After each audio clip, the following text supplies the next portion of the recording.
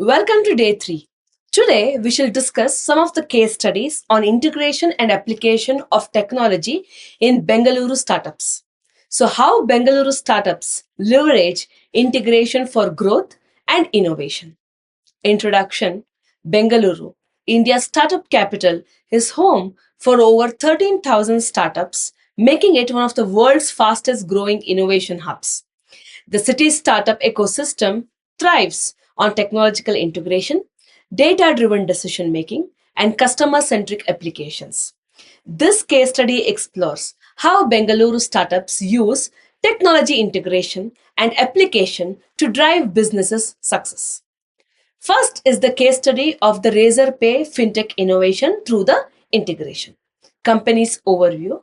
Founded in 2014, Razorpay is a Bengaluru based fintech startup that provides seamless payment processing solutions for businesses. Integration strategies. Unified payment gateway integrates with UPI, credit or debit cards, net banking, and digital wallets for smooth transactions. API based integration. Businesses can integrate Razorpay's payment solution into their website and mobile app with the minimal efforts. AI and fraud detection. Razorpay's AI driven risk management system detects suspicious transactions and prevents fraud. Automated vendor payouts through Razorpay X. Businesses can automate salary payments, vendor invoices, and refunds. And the impact and business application. Razorpay powers millions of transactions daily, helping startups and SMEs streamline the payments. The company achieved unicorn status with $1 billion valuation by leveraging integration for scalable financial services. Second case study is on Dunzo, AI and logistic integration for the hyperlocal delivery. Company overview. Dunzo, founded in the year 2015, is a hyperlocal delivery startup in Bengaluru that integrates AI driven logistics with real time demand prediction. Integration strategies. So, AI powered route optimization uses machine learning to find the fastest delivery routes. Google Maps API integration, real time tracking of deliveries, ensuring the transparency for the customers. WhatsApp and chatbot integration. Customers can order via WhatsApp, making the process user friendly. Cloud based inventory management. Partner stores synchronize their stock with Dunzo's platform for real time availability. And the impact on the businesses are application. Dunzo serves millions of customers in Bengaluru, ensuring 30 minutes deliveries. The startup scaled quickly by integrating AI, cloud computing, and logistics optimization. Third case study is of Byju's, the EdTech integration for personalized learning. Company's overview. Byju's is the India's leading EdTech startup, integrated AI, AR, and data analytics to enhance digital learning experiences. Integration strategies. So, AI driven personalization by adopting learning path based on the student progress and weaknesses. Augmented reality for interactive learning visualizes concepts using the AR for better engagement. Cloud based learning management system allows students access learning materials anytime, anywhere.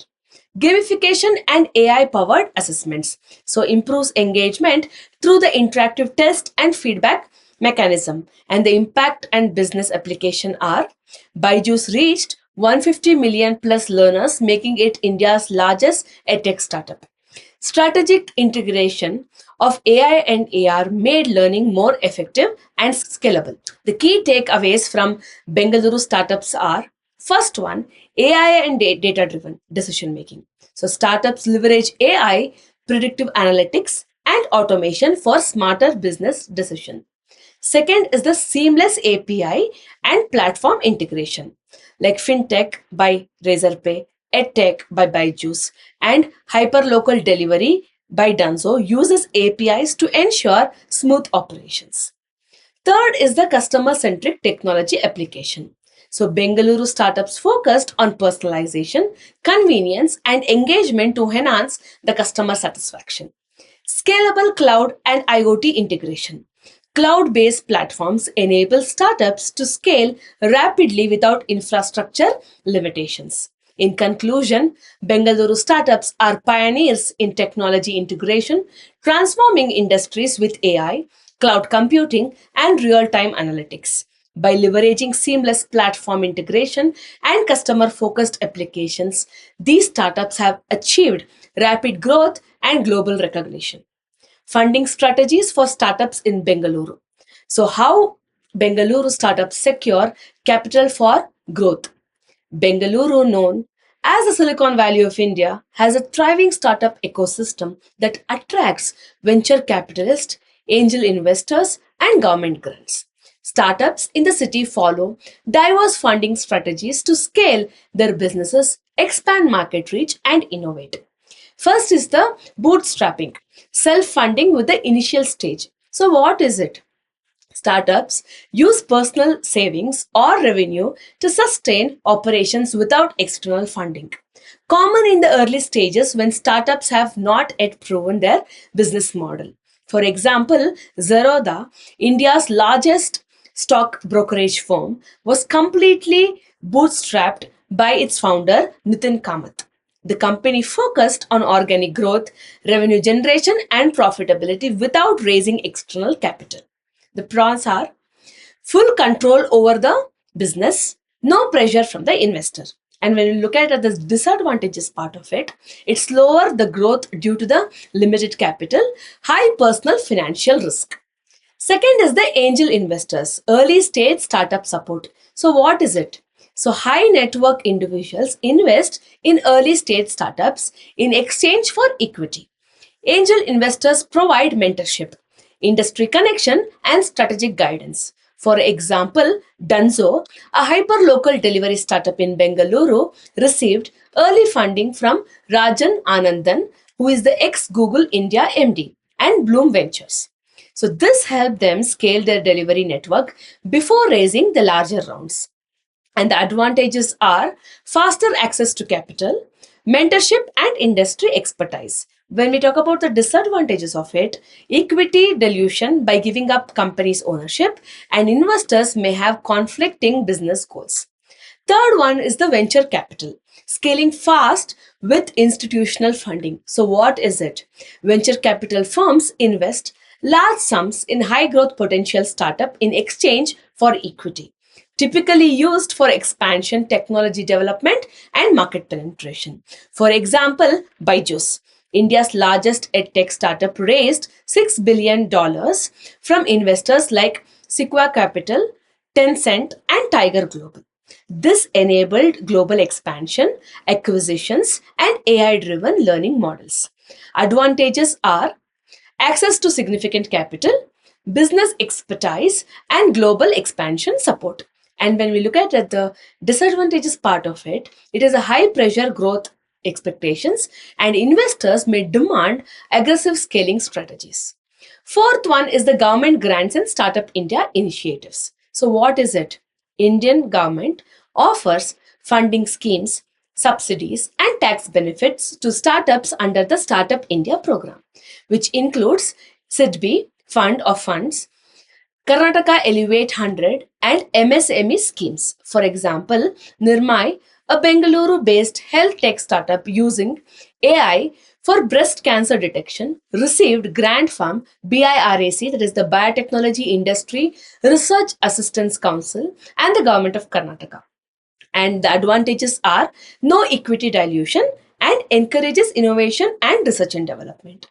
And when we look at the disadvantages part of it, lengthy approval process, limited funding amounts compared to that of the VC investment.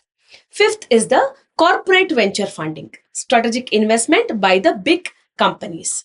So large corporations invest in startups that align with their business strategies, that help startups gain corporate partnerships, distribution network, and industry credibility.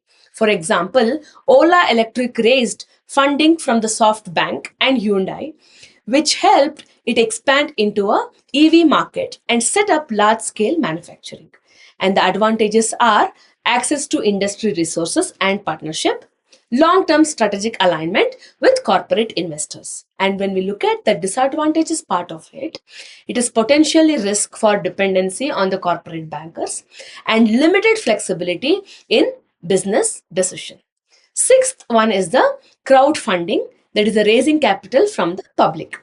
So startups raise funds from multiple small investors via platforms like the Kickstarters, Indiegogo, or India's alternatives. So, ideal for the startups with innovative customer products or social models. For example, Jodo, a Bengaluru based fintech startup, used crowdfunding to test market demands before seeking institutional funding. And the advantages are no equity dilution if it's donation based, great for validating product market fit. And the disadvantages are uncertain success in reaching funding goals, requires extensive marketing and promotions. Seventh one is the initial public offering, that is the IPO, scaling into public company. So, what is it? Mature startups, like the shares on the stock exchange, to raise large scale funding from the public investors.